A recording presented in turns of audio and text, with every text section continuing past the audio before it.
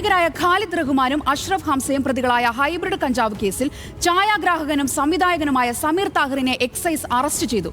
ലഹരി ഉപയോഗിക്കുന്ന സ്ഥലം ഒരുക്കി നൽകിയതിനാണ് അറസ്റ്റ് രേഖപ്പെടുത്തിയ ശേഷം സമീർ താഹിറിനെ സ്റ്റേഷൻ ജാമ്യത്തിൽ വിട്ടയച്ചു.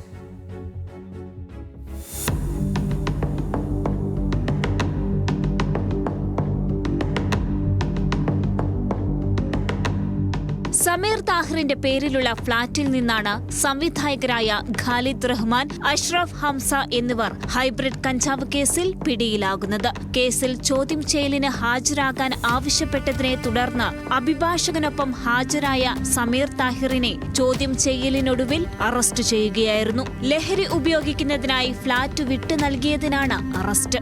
എന്നാൽ ഫ്ളാറ്റിലെ ലഹരി ഉപയോഗത്തെക്കുറിച്ച് തനിക്ക് അറിയില്ലായിരുന്നുവെന്ന് സമീർ താഹിർ എക്സൈസിന് മൊഴി നൽകി. അറസ്റ്റ് രേഖപ്പെടുത്തിയതിനു ശേഷം സമീർ താഹിറിനെ സ്റ്റേഷൻ ജാമ്യത്തിൽ വിട്ടയച്ചു. കേസിൽ കൂടുതൽ അന്വേഷണം നടക്കുകയാണ്.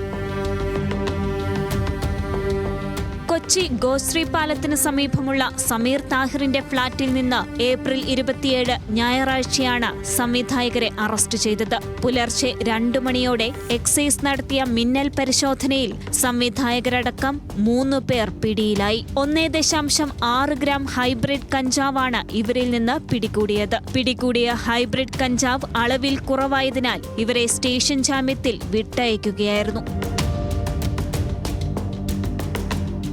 ന്യൂസ് മലയാളം, കൊച്ചി.